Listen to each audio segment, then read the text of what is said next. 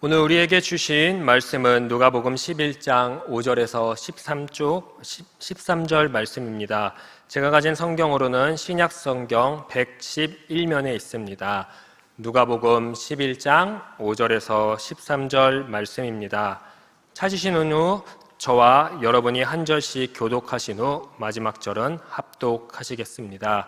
누가복음 11장 5절에서 13절 말씀입니다.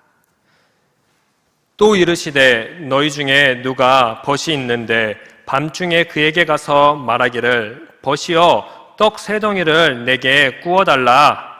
내 벗이 여행 중에 내게 왔으나 내가 먹일 것이 없노라 하면 그가 안에서 대답하여 이르되 나를 괴롭게 하지 말라. 문이 이미 닫혔고 아이들이 나와 함께 침실에 누웠으니 일어나 내게 줄 수가 없노라 하겠느냐. 내가 너희에게 말하노니 비록 벗됨으로 인하여서는 일어나서 주지 아니할지라도 그 간청함을 인하여 일어나 그 요구대로 주리라. 내가 또 너희에게 이르노니 구하라. 그리하면 너희에게 주실 것이요. 찾으라. 그리하면 찾아낼 것이요. 문을 두드리라. 그리하면 너희에게 열릴 것이니 구하는 이마다 받을 것이요 찾는 이는 찾아낼 것이요 두드리는 이에게는 열릴 것이니라. 너희 중에 아버지 된 자로서 누가 아들이 생선을 달라 하는데 생선 대신에 뱀을 주며 알을 달라 하는데 정갈을 주겠느냐. 우리 함께 봉독하겠습니다. 너희가 악할지라도 좋은 것을 자식에게 줄 줄 알거든 하물며 너희 하늘 아버지께서 구하는 자에게 성령을 주시지 않겠느냐 하시니라. 아멘. 그러나 내가 너를 위하여 내 믿음이 떨어지지 않기를 기도하였노니 너는 돌이킨 후에 내 형제를 굳게 하라. 아멘. 우리 이 시간 옆 사람을 잠시 보시고 사랑합니다, 축복합니다, 우리 눈인사 한번 하면 너무 좋겠습니다. 또 우리 유튜브로 지금 방송 보시는 분도 가족 안에서 서로 사랑하고 축복한다고 외쳐주시면 너무너무 좋겠습니다. 네, 우리 성도님들의 이런 미소를 머금은 얼굴을 보니까 제가 다 흐뭇합니다. 이렇게 눈빛도 볼 수 있고 마스크로 가려졌지만 그 안에 예쁜 입으로 미소 지은 그 입을 상상해 보니까 저 역시도 입안에 그리고 마음 안에 참 미소가 지어지는 것 같습니다. 그래서 말인데요, 제가 우리 성도님들을 위해서 찬양 하나를 이렇게 들려드리고 싶은데 어떻게 괜찮을까요? 네, 제가 네.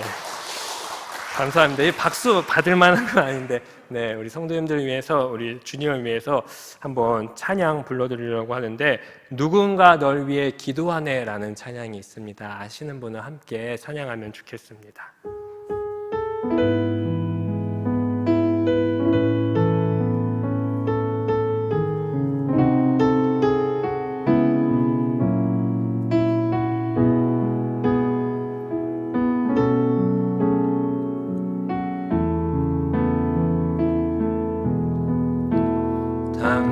당신이 지쳐서 기도할 수 없고 눈물이 빗물처럼 흘러내릴 때 주님을 아시네. 당신의 약함을 사랑으로 돌봐주시네.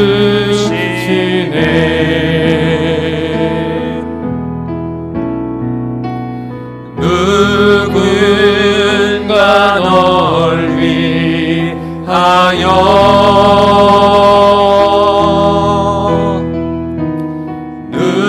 누군가 기도하네.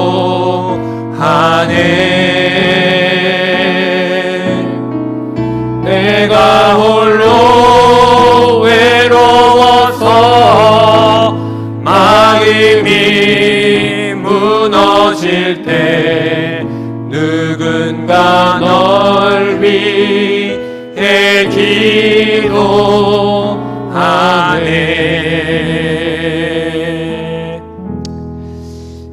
원래 물을 한 잔 마시고 있으면 좀 더 좋은 목소리가 나왔을 텐데 까먹었습니다. 네, 방금 제가 이 찬양의 고백 속에서 누군가 널 위해 기도한다라는 가사가 있었습니다. 이 가사를 들을 때 우리 사랑하는 성도님들 어떻습니까? 누군가 날 위해서 기도한다고 하면은 너무 감사할 것 같아요. 저를 위해서 우리 사랑하는 유년부 선생님들이, 우리 부장님, 간사님이 저를 위해서 만약 기도한다고 한다면 너무 저는 감동할 것이고 감사할 것이고 마음속에 큰 울림이 있을 것 같습니다.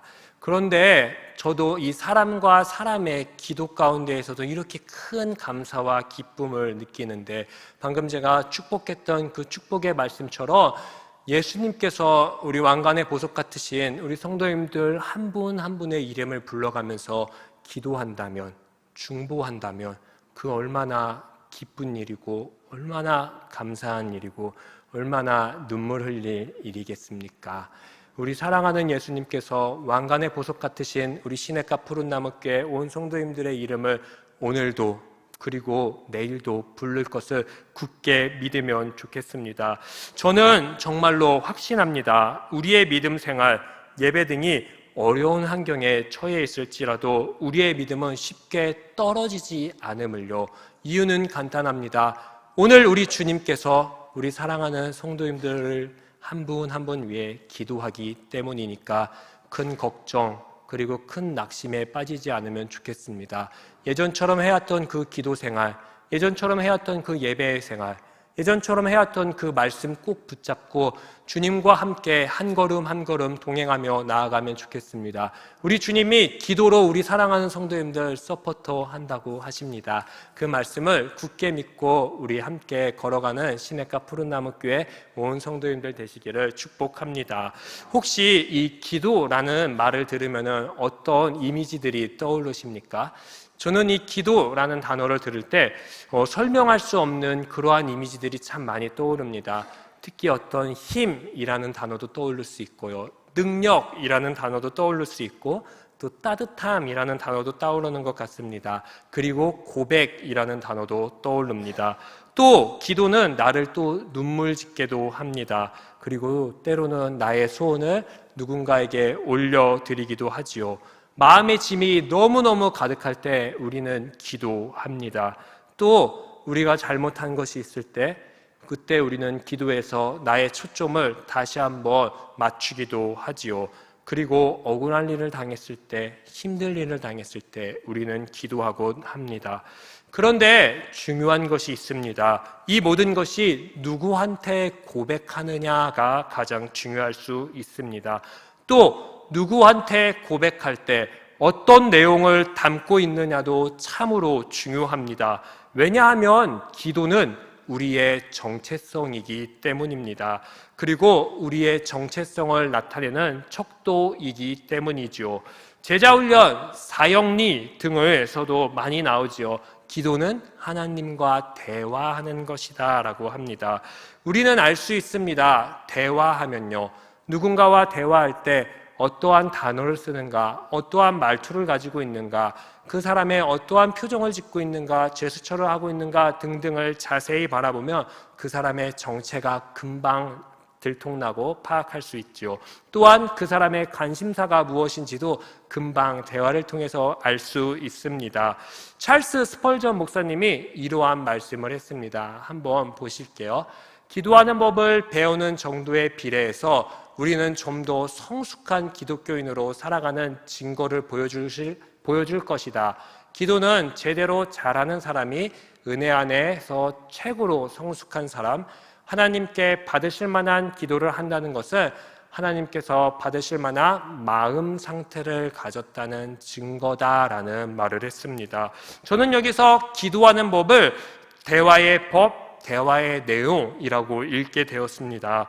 그것을 비례할 때에 대화하는 법, 대화의 내용을 비례할 때에 우리는 그리스도인인지 아닌지를 쉽게 알 수 있습니다. 참된 그리스도인은 기도를 하는 그 방법을 통해서, 언어를 통해서, 그 단어를 통해서 하나님의 은혜에 얼만큼 거하는 그리스도인인지, 그리고 또 하나님께서 받으실 만한 삶을 살고 있었는지 그 증거가 금방 나타나게 됩니다. 그렇다면 우리는 하나님께 어떤 기도를 드려야 할까요? 제가 딱 이 기도를 하면은 100점짜리 기도입니다 라고 이렇게 제시해드리고 싶은데 그럴 만한 기도가 없는 거 다들 아시지요? 그러나 우리는 잘 알고 있습니다. 우리의 주변에서 가장 많이 하고 있는 기도를요, 그리고 또 쉽게 찾을 수 있는 기도가 있습니다.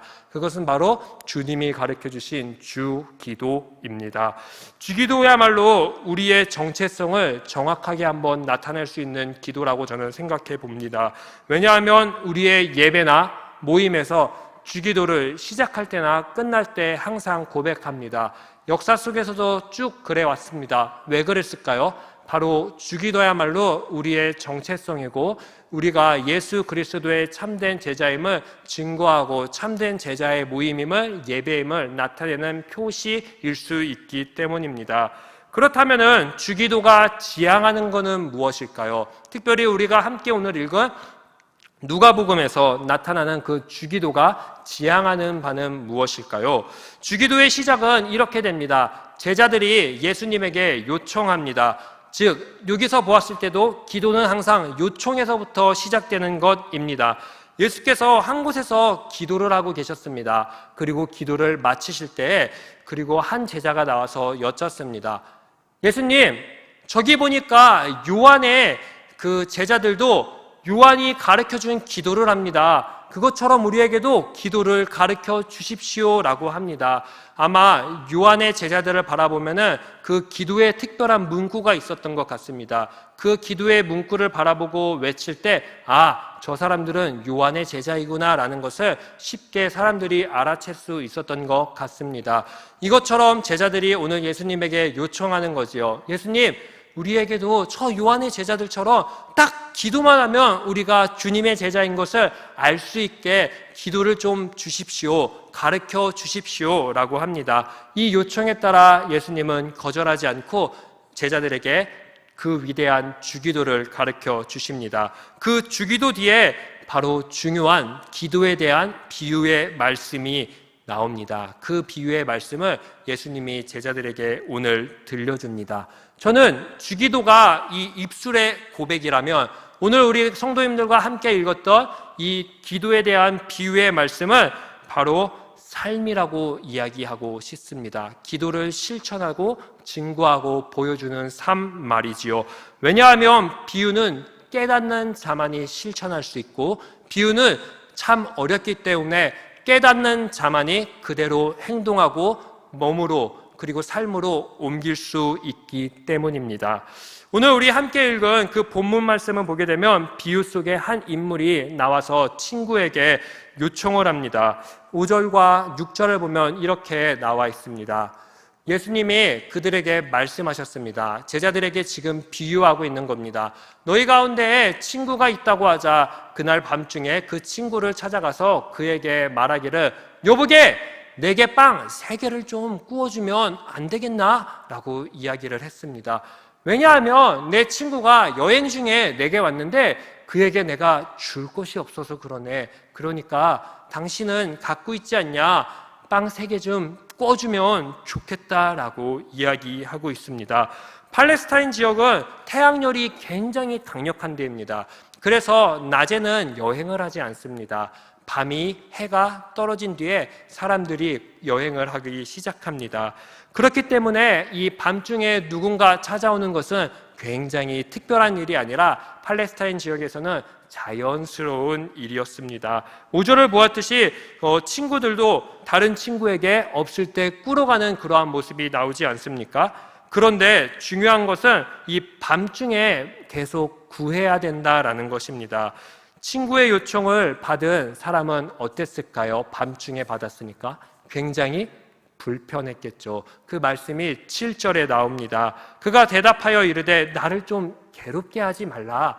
문이 이미 닫혔다. 아이들이 나와 함께 침실에 누워있으니 일어나 내게 줄 수가 없노라 하겠느냐라고 이야기를 합니다. 왜냐하면 팔레스타인 가정을 온 가족이 한 침대에서 다 같이 잡니다. 오늘은 부부끼리 따로 자고 우리는 어떻게 아이들을 따로 자고 이렇게 하는데 그때 예수님 당시 유대 1세기에는 바로 온 가족이 한자리에서 한 이불을 피고 함께 잠을 청했습니다. 가장이 이제 일어났습니다. 그러면 옆에 자고 있는 다른 식솔들은 어떻게 했습니까? 같이 일어나겠지요. 제가 이 상황을 굉장히 잘 압니다. 왜냐하면 우리 집에 저를 포함해서 3명이 살고 있는데요. 그 중에 한 명이 너무너무 예민한 거예요. 얼마나 예민하냐면요. 문을 제가 살짝만 닫아도 갑자기 손을 퍽 이렇게 하고 잉 이렇게 합니다. 이제 막 돌진한 우리 아이가 있는데요. 너무 예민해가지고 이 친구가 깨면은 어떡할까? 간신히 재웠는데 간신히 재우고 이제 와이프와 둘만의 시간을 이제 좀 가지고 대화도 해보려고 하는데 갑자기 누군가 초인종을 누르거나 바깥에서 오토바이 소리가 부릉부릉 하거나 윗집에서 쿵쾅쿵쾅 하면은 아기가 갑자기 삐입니다. 그러면 오늘도 종쳤구나. 큰일 났네. 나의 휴식과 우리의 대화는 오늘도 날아갔구나 합니다. 그렇기 때문에 이 문 두드리는 소리가 들릴 때 얼마나 성가실지 안 보고도 저는 뻔히 알 수 있습니다. 하지만 문 밖의 친구는 어떻습니까? 지금 절실합니다. 그리고 잠자는 친구는 그를 도울 수 있는 힘이 있고 여건이 있습니다. 그리고 꼭 도와야만 합니다. 왜 그럴까요? 지금의 사회와 달리 고대 근동의 사회에서는 환대법이라는 것이 있었습니다. 환대법이라는 것은 바로 매우 엄격했기 때문에 여행객이 음식과 거처를 요구할 때 꼭 들어줘야 되는 것이었습니다. 그렇기 때문에 집주인은 그 여행객이 찾아왔을 때 들어줘야 될 의무가 있는 것이지요. 그렇기 때문에 대문을 두드리며 요청하는 친구가 매트 위에 누운 그 친구가 이해해 줄 거라는 것을 당연히 알고 있었습니다. 그리고 또 이 두 사람이 상황이 바뀌었을 때 그 친구도 똑같이 누군가 문을 두드리며 문을 열어주고 도와줘야 될 것입니다. 자, 그렇다면 이 비유에서 핵심 포인트가 있습니다. 그것은 바로 끈기입니다. 끈기 있게 간청하는 것입니다. 여기서 간청함이라는 단어는 헬라어로 아나이데이아라고 합니다. 번역하면, 직역하면 집요하다라는 뜻으로 번역할 수 있습니다. 그런데 조금 더 우리의 상황에 맞게 직역한다면은 부끄러움을 모르고 뻔뻔하게 요청하는 겁니다. 뻔뻔하게 말입니다. 이 뻔뻔함은 무엇을 동반하냐면요, 끈기를 동반합니다. 사실 제가 얼굴도 되게 하얗고 곱상하게 생겼죠. 그렇죠? 곱상하게 생겼잖아요. 그런데 제가 한 뻔뻔합니다. 엄청나게 또 뻔뻔해요. 근데 어떨 때 뻔뻔한 줄 아십니까? 무언가 목표를 제가 딱 정했을 때 엄청 뻔뻔해요. 그 목표를 이루기 위해서 수단과 방법을 좀 가려서 해야 되는데 가리지 않아요. 그런데 조건이 있습니다. 너무 무서워하지 않으셔도 돼요. 조건이 있는데요. 제 거를 구할 때 뻔뻔하지 않아요. 네, 누군가의 요청을 들었을 때 뻔뻔하게 합니다. 그런데 참 특이하게도 어떻게 뻔뻔해지는지 모르겠어요. 그냥 자신감이 막 생기더라고요. 제가 아까도 말했듯이 곱상하고 조용하게 생길 것 같은데 학교에서 대학생 때 막 학생회장도 하고 그러면서 우리 학생들의 그 요구들도 하나하나 들어보고 그리고 또 짧은 시간이지만 정책도 좀 펼쳐보고 막 그랬습니다. 그럴 때 저에게 큰 원동력이 있었는데 뻔뻔함이었습니다. 뻔뻔하게 정말 기도 열심히 했고요. 하나님 이거 안 주면 나는 진짜 안 돼요. 그렇게 하고 뻔뻔하게 막 교수님 찾아갔습니다. 그러면서 도와주세요. 이거 안 하면 저 진짜 몰라요. 막 이랬는데 그러면서 우리 학교의 학생들에게 어떻게든 하나라도 더 주려고 그렇게 노력했던 그러한 시절들을 한번 되새겨보게 되었습니다. 이처럼 예수님은 제자들에게 오늘 요구하는 것이 있습니다. 바로 뻔뻔합니다. 뻔뻔하게 좀 끈기를 가지고 바로 구하라, 찾으라, 두드리라 라고 이야기하고 있습니다. 우리 이 제목 너무너무 많이 듣지 않았습니까? 구하라, 찾으라, 두드리라 그렇게만 하면 뭔가 다 열릴 것 같습니다. 그런데 왜 안 열리는 것일까요? 한국교회가 여태까지 보니까 구하고 두드리고 찾을 때마다 무엇을 구했느냐 하면 바로 내 것을 구했습니다. 나의 자식만 구했습니다. 나의 잘됨만 구했고요. 나의 이기적인 것만 구했던 것 같습니다. 그러나 오늘 이 누가복음이 지향하고 있는 구하고 두드리고 찾는 것은 말이죠, 바로 나의 것이 아니라 오늘 필요한, 그리고 오늘 나에게 도움을 청한 이웃의 것이었습니다. 그럴 때 뻔뻔하게 오늘 구하고 뻔뻔하게 주님 앞에서 찾고 뻔뻔하게 정말 주의 모든 것들을 붙잡고 문을 두드리라고 합니다. 그럴 때 열린다라고 하고 있습니다. 정말 우리 사랑하는 성도님들, 예수 그리스도의 정체성을 가진 사람이라면은 나의 것 구할 수 있지요. 그러나 너무 많이 구하면 안 되는 것 같습니다. 정말 한국교회가 다시금 회복하기 위해서는 구하고 찾고 두드리는데 바로 이웃의 것을 구하고 찾고 두드려야 될 줄 믿습니다. 그것을 위해 끈기 있게 구하면 저와 우리 성도님들 되시기를 축복합니다. 이러한 교회에, 이러한 그리스도인에게 주어지는 것이 있습니다. 그것은 바로 성령입니다. 성령은 기도의 응답입니다. 다른 걸로 구해지는 것이 아니라 성령은 기도할 때 구해집니다. 그러나 오늘 보았죠. 나의 것, 나의 욕심, 나의 잘됨만 구할 때 성령이 찾아오는 것이 아니라 나의 필요가, 나의 손길이 넘어선 자의 삶이 필요한 곳에 성령이 임한다라는 것입니다.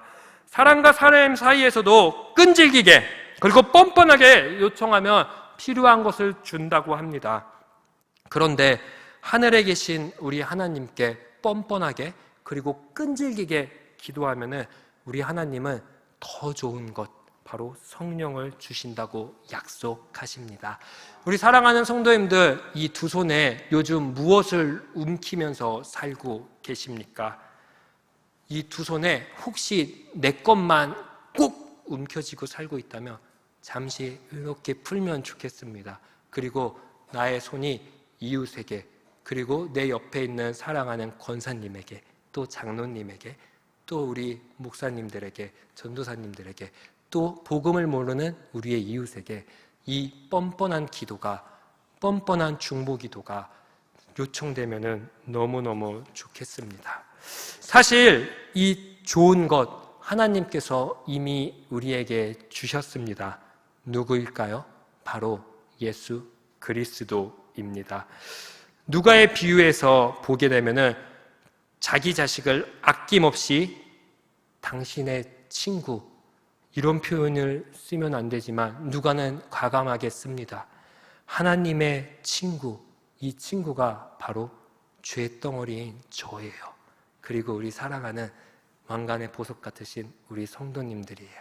하나님이 우리를 친구로 사귀셨고 친구로 여기셨고 이 친구를 위해서 하나밖에 없는 자기 아들을 이 땅 가운데 내려주셨습니다. 내려주시기 전에 먼저 하나님도 하신 것이 있습니다. 바로 성령을 통해서 기도했다라는 겁니다. 오늘 이 말씀, 로마서 8장 26절의 말씀을 보면은 성령이 말할 수 없는 탄식으로 우리를 위하여 친히 간구한다고 했습니다. 성령이 우리 성도님들 각 사람을 위해서 하나님의 친구인 왕관의 보석 같으신 우리 성도님들 한 명 한 명을 위해서 친히 먼저 탄식하면서 기도했다고 합니다. 그리고 가장 귀한 선물인 자기 아들, 로마서 8장 32절에 나와 있는 것처럼 자기의 아들을 아끼지 아니하고 모든 사람을 위해서 아들과 함께 모든 것을 우리에게 줬다라고 합니다. 사랑하는 성도님들, 우리는 이처럼 하늘의 선물을 값없이 받은 그리스도인입니다. 그리고 예수 그리스도의 정체성으로 가득한 시냇가 푸른나무 교회 성도입니다. 2021년 7월 4일이 혹시 어떤 날인지 아십니까? 모르시죠? 주일이에요, 주일. 네.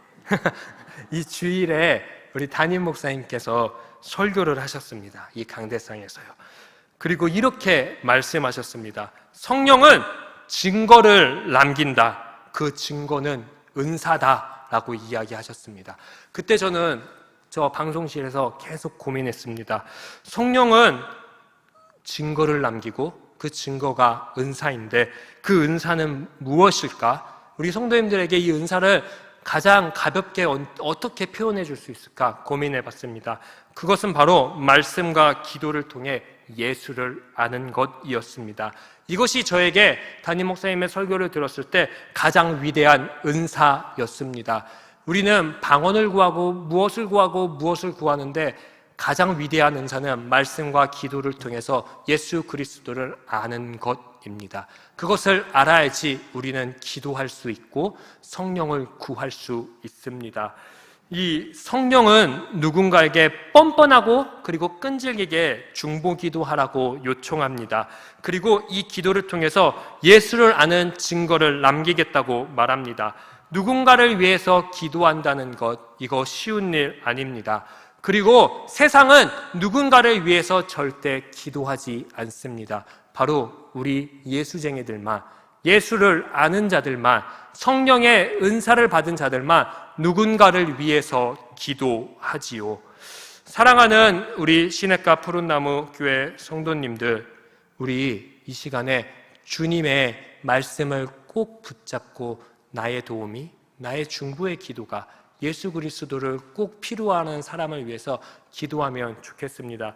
제가 이 교회에 와서 사실 안 하던 짓을 하나 했습니다. 이 빨간 수첩인데요. 담임 목사님께서 제자 훈련을 강의하고 계실 때 이런 얘기를 했습니다. 담임 목사님이 기도 수첩이 있다고 하셨어요. 기도 수첩. 그러면서 성도님들이 이야기하는 그 기도를 다 적고 기도하신다고 했어요. 그 모습을 바라보고 저도 일평생 많이 살진 않았지만 나도 이제 기도 수첩을 하나 만들어 봐야겠다 하고 여기에 52명의 우리 사랑하는 유년부 아이들 기도 제목이 다 적혀 있습니다. 그리고 우리 사랑하는 21명의 유년부 선생님들의 기도 제목 알려달라니까 안 알려주시는데 그래서 제가 그냥 다 적었습니다. 우리 유년부 선생님들 기도 제목 다 여기 적혀 있습니다. 그리고 제가 또 책임 사역으로 맡고 있는 74가정의 우리 FT 가정들의 기도의 제목들을 품고 있습니다. 저는 열심히 여기 교회에 있는 동안 그리고 교회 떠나서도 그리고 사실 이거 꽉 찰 때까지 안 떠날 거니까 너무 걱정 안 하셔도 됩니다. 열심히 기도할 거예요. 한번 목숨 걸어보려고요. 주님께서 이 하찮은 제가 기도하면은 우리 사랑하는 성도님들에게 더 좋은 것 준다는데 우리 교회가 얼마나 그 더 좋은 것으로 변화될지 한번 기도해 보려고 합니다. 우리 사랑하는 성도님들, 그 대신 우리 성도님들도 해줘야 될 것이 있습니다. 바로 뭐냐면 목양사역자분들과 그리고 또 우리 교구장님과 우리 항상 뒤에 계신 멋진 교구 목사님들에게 기도 제목을 열심히 알려주세요. 이것 좀 기도해 주세요, 목사님. 이것 좀 기도해 주세요, 교구장님.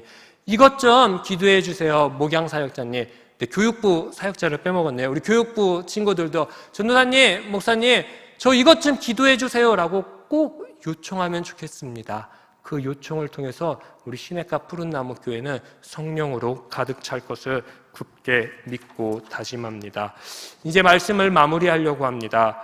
저는 여태까지 3번의 수요 예배 설교를 했는데요. 예배 회복을 외쳤습니다.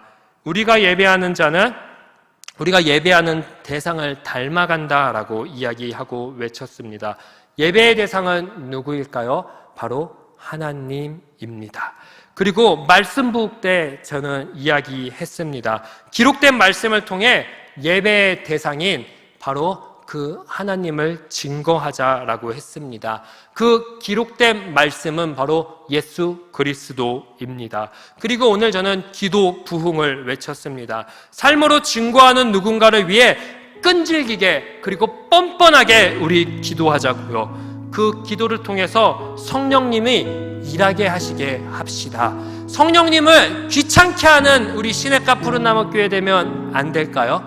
성령님이 제발 기도 좀 시냇가 푸른나무 교회 그만해라 라고 그 음성이 우리 담임 목사님 귀에 들릴 때까지 우리 뻔뻔하게 끈질기게 기도하는 교회 되면 안 될까요? 그러면 예수 그리스도께서 분명히 증거하실 거고 그런 교회는 하나님을 예배하는 하나님을 닮아가는 그러한 교회 될 것입니다. 담임 목사님께서 7대 비전을 이야기하고 저는 와우라고 외쳤습니다. 왜냐하면 방금 예배 회복, 말씀 부흥, 기도 부흥을 보니까 누가 다 있는 줄 아세요? 바로 성삼위 하나님이 떡하니 계시는 거예요. 하나가 빠진 게 아니라 그 완벽한 숫자 3, 성삼위일체 하나님이 굳건히 든든하게 우리의 비전을 받쳐주고 있었습니다. 그랬을 때 쿵 하고 저에게 마음이 올렸습니다. 이 성삼위일체 중에 하나가 빠지면 네 번째 비전이 바로 전도를 나갈 수가 없어요. 삶의 증거도 할 수 없고요. 다음 세대 죽었다 깨져도 못 살려요. 시대적 소명, 시대를 바라볼 수 있지만 읽을 수 없고 살 수가 없을 거예요. 수많은 한국교회가 코로나19 가운데 거리두기에 동참하고 있습니다. 그런데 예배에서도 거리를 두네요. 말씀에서도 거리를 두고요. 기도에서도 거리를 두는 것 같습니다.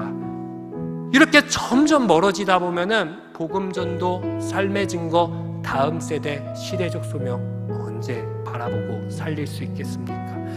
우리 사랑하는 시냇가 푸른나무교회 성도 여러분, 오늘부터 이 성삼위일체 하나님을 우리 귀찮게 하는 교회 됩시다. 아주 끈질기게 기도하는 우리 교회 됩시다. 아주 뻔뻔하게 기도하는 우리 교회 됩시다. 대신 나의 것 기도하는 것이 아니라 오늘도 집안에서 예수를 믿지 않는 나의 남편을 위해서 기도하고, 오늘도 예수를 증거하고 싶은데 꿈쩍하지 않는 우리 자녀들을 위해서도 기도해 주시고, 나의 이웃을 위해서도 기도해 주셔서 우리 시냇가 푸른나무 교회는 서울에서 열방으로 나아가는 교회 되게 해달라고 우리 기도하는 그러한 소명을 붙잡고 7대 비전으로 가득한 교회 되게 해달라고 우리 이 시간 붙잡으며 나아갑시다. 이 거리가 멀어지지 않게 하나님만 예배하는 예배자 됩시다. 이 거리가 멀어지지 않게 예수님처럼 하나님의 말씀을 지켜 행하는 그러한 시냇가 푸른나무 교회 됩시다. 우리 이 거리가 멀어지지 않게 성령님이 온전히 일하실 수 있게 우리가 품어야 될 영혼을 품고 뻔뻔하게 그리고 아주 끈질기게 기도하는 우리의 시냇가 푸른나무 교회 됩시다. 우리 이 시간 다 같이 주여 한번 외치신 뒤에 우리가 품어야 될 영혼을 붙잡고 합심해서 함께 기도하시겠습니다. 기도하겠습니다. 주여!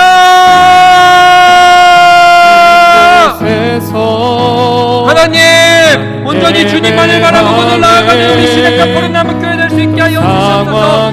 하나님, 우리의 시냇가